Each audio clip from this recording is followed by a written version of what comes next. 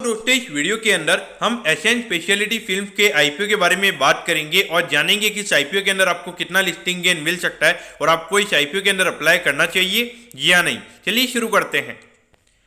तो देखिए सबसे पहले हम ये जानेंगे कि ये कंपनी क्या काम करती है। तो देखिए जो कंपनी है 2002 में ये कंपनी स्टार्ट हुई थी, यानी कि लगभग 20 से 21 साल ये कंपनी को स्टार्ट हुए हो चुके हैं। तो देखिए जो कंपनी है ये कंपनी जो प्लास्टिक प्रोडक्ट्स होते हैं वो ये कंपनी बनाने का काम करती है और उससे ये कंपनी सेल करने का काम करती है। तो मेनली अगर आप देखोगे जो होम इंप्रूवमेंट के लिए जो प्लास्टिक प्रोडक्ट यूज किए जाते हैं और उसके अलावा जो होम के जो फर्नीचर होते हैं यानी कि जो फर्नीचर वगैरह होता है तो वो प्रोडक्ट्स ये कंपनी बनाने का काम करती है। उसके अलावा अगर हम देखेंगे तो यहाँ पे जो मेन अगर हम कंपनी के कस्टमर्स की अगर हम बात करेंगे तो इकिया हो गया, वॉलमार्ट हो गया, केमार्ट, फिर जो बेड बाथ करके जो कंपनी है, फिर रुस्ता करके, फिर कोल एंड क्रॉगर्स करके ये हमें यहाँ पे कंपनी के मेन कस्टमर्स यहाँ पे नजर आते हैं। और देखिए ये जो सारी कंपनीज है ये मेन खास करके अगर आप देखोगे एमएनसी कंपनीज हमें यहाँ पे ये नजर आती है। उसके अलावा अगर आप देखोगे अगर हम कंपनी के प्रोडक्ट पोर्टफोलियो की अगर हम बात करेंगे तो देखिए जो बात एरिया के अंदर जो प्रोडक्ट यूज किए जाते हैं, तो उसके अलावा जो आर्टिफिशियल प्लांट्स और फ्लावर्स होते हैं, फिर जो किचन और डाइनिंग के जो प्रोडक्ट्स वगैरह होते हैं, आज करके अगर आप देखोगे जो होम से फर्नीचर से रिलेटेड जो भी फर्नीचर रहता है वो ये कंपनी बेचने का काम करती है। उसके अगर आप देखोगे जो स्पा के स्लीपर्स होते हैं, फिर बेबी शावर के जो कैप्स वगैरह होते हैं, फिर ग्रीन हाउस के जो गटर शीट्स वगैरह जो होती हैं वो ये कंपनी बनाने का काम करती है।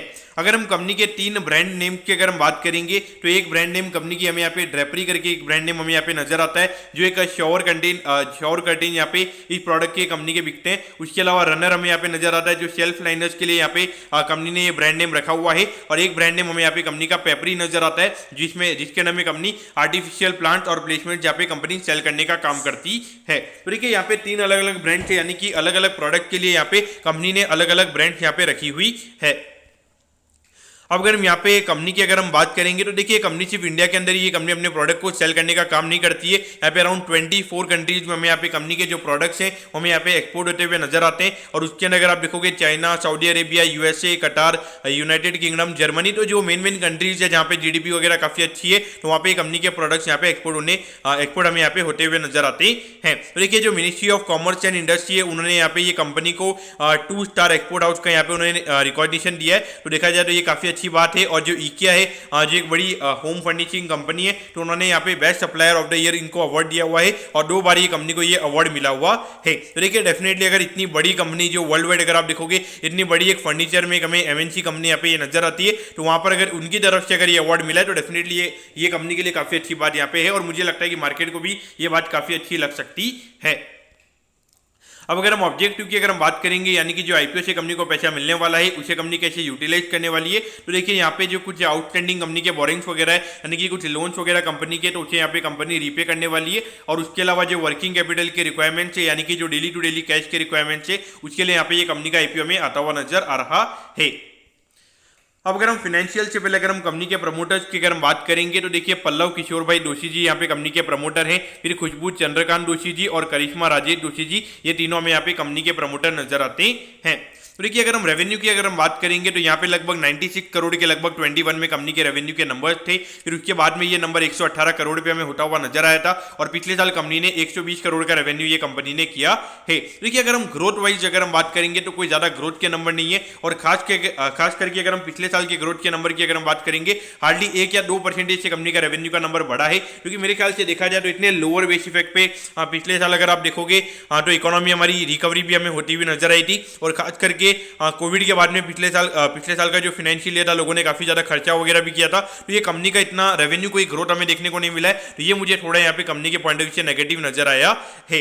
अगर हम प्रॉफिटेबिलिटी की बात करेंगे तो यहाँ पे ये नंबर 9 करोड़ के लगभग था, फिर ये नंबर 5 करोड़ के लगभग हो गया था। तो मुझे ये डाउट यहाँ पे लग रहा है कि 1-2% का कंपनी का रेवेन्यू ग्रोथ हुआ है लेकिन जो प्रॉफिटेबिलिटी है कंपनी की वो यहाँ पे ऑलमोस्ट हमें 2.5 गुना होती हुई नजर आई है। तो कहीं ना कहीं देखा जाए तो ये मार्जिन अभी कंपनी का आईपीओ आ रहा है तो कुछ विंडो ड्रेसिंग करने के लिए यहाँ पे कुछ एक्सपेंसिव वगैरह कम करके कंपनी ने मेरे ख्याल से शो किए हो सकते हैं। क्योंकि एकदम से 2.5 गुना आपकी प्रॉफिटेबिलिटी कैसे हो जाएगी? अगर आपका रेवेन्यू 1-2 करोड़ से ही बढ़ा है तो आपकी प्रॉफिटेबिलिटी 8 करोड़ से कैसे बढ़ जाएगी? तो आपका मार्जिन एक्सपेंशन इतना ज्यादा तो नहीं हो जाएगा।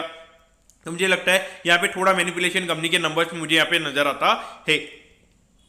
अब अगर हम आईपीओ की डिटेल्स के बारे में अगर हम बात करेंगे तो देखिए 23 जून को ये आईपीओ में ओपन होता हुआ नजर आएगा और 27 जून को ये आईपीओ में क्लोज होता हुआ नजर आएगा। यहाँ पे 107 के कट ऑफ प्राइस पे ये कंपनी का शेयर हमें यहाँ पे आता हुआ नजर आ रहा है। लगभग 1200 शेयर का हमें यहाँ पे लॉट नजर आता है, यानी कि आई थिंक अराउंड 1,28,000 रुपए के लगभग आपको यहाँ पे अप्लाई करने के लिए लगने वाले हैं। अगर हम टोटल इश्यू साइज की अगर हम बात करेंगे तो 66 करोड़ के लगभग का रिटेल कोटा हमें यहाँ पे सॉरी टोटल इश्यू साइज हमें यहाँ पे नजर आता है। और इसमें से अगर हम फ्रेश इशू की अगर हम बात करेंगे तो लगभग यहाँ पे 70-80% का लगभग का जो कोटा है वो हमें यहाँ पे फ्रेश इशू नजर आता है, यानी कि ये पैसा कंपनी के पास जाएगा। और उसके अलावा 15 लाख शेयर यहाँ पे हमें कंपनी के प्रमोटर बेचते हुए नजर आ रहे हैं। और ये जो कंपनी है, कंपनी हमें एनएससी के एसएमई प्लेटफॉर्म पे ये कंपनी हमें लिस्ट होती हुई नजर आएगी। अगर हम ये कंपनी के रिटेल कोटा की अगर हम बात करेंगे तो अराउंड 22 से 23 करोड़ के लगभग का रिटेल कोटा हमें यहाँ पे ये कंपनी का नजर आता है, यानी कि लगभग अगर 500-600 करोड़ की डिमांड अगर हमें रिटेल कोटा के अंदर अगर यहाँ पे देखने को मिलती है तो यहाँ पे लगभग 30 टाइम का सब्सक्रिप्शन हमें यहाँ पे ये आईपीओ के अंदर रिटेल कोटा के अंदर देखने को मिल सकता है। अब अगर हम टाइम टेबल के बारे में अगर हम बात करेंगे तो देखिए 3 जुलाई को आपको पता चल जाएगा कि आपको अलॉटमेंट मिला है या नहीं। अगर अलॉटमेंट नहीं मिलता तो 4 जुलाई को आपको रिफंड मिल जाएगा, 5 जुलाई को आपके डीमैट अकाउंट में शेयर आ जाएंगे अगर आपको अलॉटमेंट मिलता है, और 6 जुलाई को ये कंपनी हमें लिस्ट होती हुई नजर आएगी। अगर हम यहाँ पे वैल्यूएशन के कुछ पैरामीटर्स के बारे में अगर हम बात करेंगे तो देखिए लगभग अगर हम मार्केट गैप की अगर हम बात करेंगे तो आई थिंक 221 करोड़ के मार्केट गैप पे ये कंपनी का आईपीओ में आता हुआ नजर आ रहा है। अगर मैं वैल्यूएशन की अगर मैं बात करूंगा लगभग 17 का पी रेशियो में यहाँ पे ये कंपनी का नजर आता है। और उस पर अगर आप देखोगे अगर हम आरओसी की अगर हम बात करेंगे 14% का आरओसी है, आरओई के नंबर की भी अगर हम बात करेंगे 15% है। तो एक छोटी कंपनी है तो उसके हिसाब से रिटर्न रेशियो यहाँ पे नॉर्मल है, कंपनी के ऊपर कोई ज्यादा डेट नहीं है। और अभी कंपनी और इक्विटी रेज करी है लगभग अगर आप देखोगे लगभग 50 करोड़ से कंपनी की इक्विटी हमें यहाँ पे और बढ़ती हुई नजर आएगी आईपीओ के बाद में। तो वहाँ पे डेट से रिलेटेड हमें यहाँ पे कंपनी के अंदर कोई इश्यू नजर नहीं आता है। लेकिन देखिए अगर हम ग्रोथ वाइज अगर हम बात करेंगे तो कोई ज्यादा ग्रोथ के नंबर नजर नहीं आते। मुझे लगता है कि लॉन्ग टर्म पॉइंट से कोई ज्यादा कुछ मोटा पैसा बनेगा। लेकिन देखिए 221 करोड़ की कंपनी है, अगर 500 करोड़ की कंपनी बनना मेरे ख्याल से कोई बड़ी बात नहीं होगी, क्योंकि अगर कंपनी ने 13 करोड़ का पैट दिखा रखा है तो वहाँ पे अगर कंपनी 500 करोड़ की भी बनती है तो 50 से कम का पी रेशियो होगा। और अगर अभी जिस तरीके से बुल मार्केट अभी शुरू हो रहा है तो वहाँ पे कुछ भी कभी कभार मार्केट में कुछ क्रेजी चीजें हो जाती है। मैं नहीं बोलूंगा कि यहाँ पे ये कंपनी डबल नहीं हो सकती। अगर कुछ मार्केट में अगर यहाँ पे लिक्विडिटी इसमें कम हो जाएगी तो हो सकता है कि ये कंपनी डबल भी हो सकती है। लेकिन अगर हम लिस्टिंग गेन के पॉइंट ऑफ व्यू से अगर हम बात करेंगे तो देखिए जो करंटली ग्रे मार्केट प्रीमियम भी इंडिकेट कर रहा है वो ये इंडिकेट कर रहा है कि लगभग 40 से 45,000 रुपीज आपको यहाँ पे एक अलॉटमेंट पे यहाँ पे आपको मिल सकते हैं। यानी कि जो एक लॉट की एप्लीकेशन है वहाँ पे लगभग मार्केट अभी 40 से 45,000 का प्रीमियम देने को रेडी है। तो देखिए लिस्टिंग गेन के लिए देखा जाए तो डेफिनेटली यहाँ पे एक अच्छी डिमांड हमें देखने को मिलने वाली है। और मुझे लगता है कि जो 22 करोड़ का यहाँ पे रिटेल कोटा है लगभग 1000 करोड़ के लगभग का हमें यहाँ पे रिटेल डिमांड देखने को मिल सकता है। यानी कि उसके हिसाब से अगर आप देखोगे लगभग 40 से 50 टाइम हमें यहाँ पे ये रिटेल कोटा सब्सक्राइब होता हुआ नजर आ सकता है।